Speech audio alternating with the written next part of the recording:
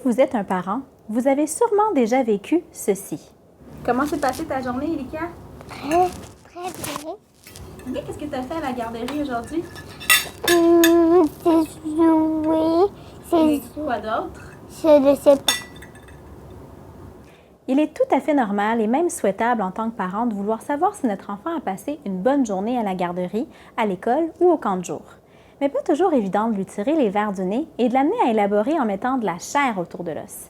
Quand on demande aux enfants de raconter, de décrire ou d'expliquer, qu'il s'agisse d'un spectacle ou d'un film qu'il a vu, d'une activité spéciale réalisée en famille ou d'un conte lu des dizaines de fois, ils répondent souvent de façon expéditive. N'ayez crainte, vous n'êtes pas les seuls. Les éducateurs en garderie et les enseignants peinent aussi parfois à obtenir plus que des monosyllabes lors des causeries.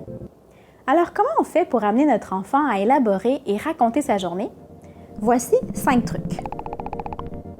D'abord, sachez que le moment le plus propice pour poser la question « Comment s'est passée ta journée ?» n'est pas forcément quand on va chercher notre enfant à l'école ou à la garderie. Tout comme vous, il arrive que votre enfant ait sa journée dans le corps et qu'il ne soit pas disposé à parler beaucoup en fin d'après-midi. Certains enfants ont davantage le goût de se confier au moment du repas, d'autres en prenant leur bain et d'autres au moment du dodo quand on les borde. Dans tous les cas, il y a quelque chose d'universel. Les enfants n'aiment pas raconter leur journée en regardant la télé.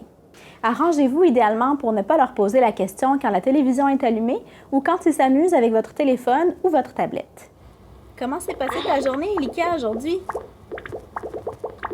Elika, comment s'est passée ta journée? Privilégiez un lieu calme et sans distraction. Numéro 2. Avez-vous pensé à raconter votre journée à votre enfant? Banal, mais peu de parents pensent à le faire. Les enfants apprennent pourtant par modèle ou imitation. Je vous suggère donc de prendre quelques minutes vous aussi pour raconter à votre enfant ce que vous avez fait de votre journée, ce que vous avez aimé et moins apprécié. Aussi simple que ça. Numéro 3. Évitez de poser des questions trop vagues à votre enfant. Par exemple, « Qu'est-ce que tu as fait aujourd'hui? » Privilégiez les questions ciblées de type fermé. Par exemple, « Où es-tu allé pour ta sortie scolaire? Qui était là? » Les questions courtes et directes aident l'enfant à mieux comprendre le message. La conversation peut se prolonger assez longtemps lorsque les questions sont bien adaptées au niveau de l'enfant.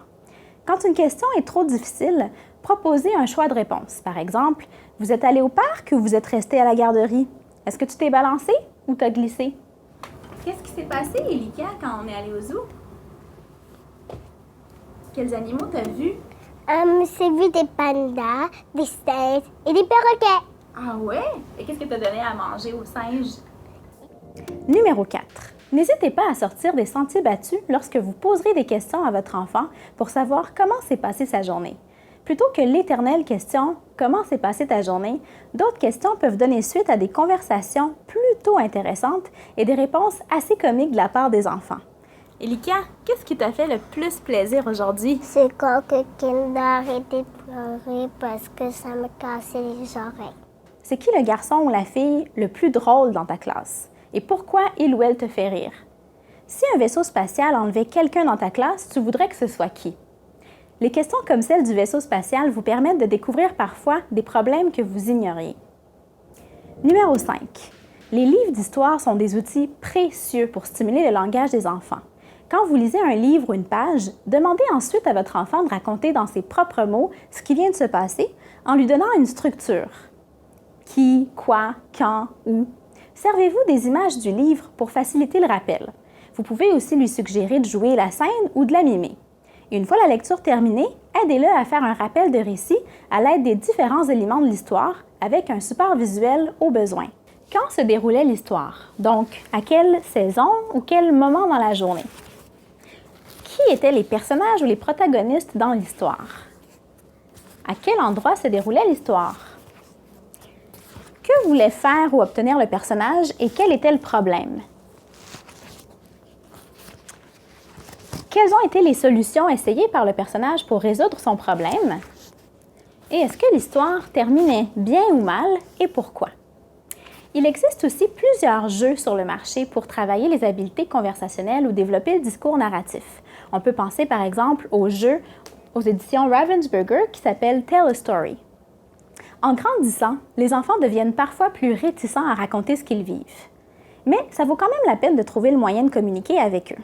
J'espère que ces stratégies vous permettront d'en savoir un peu plus sur ce que votre enfant fait de ses journées et d'obtenir des phrases entières plutôt que des énoncés télégraphiques.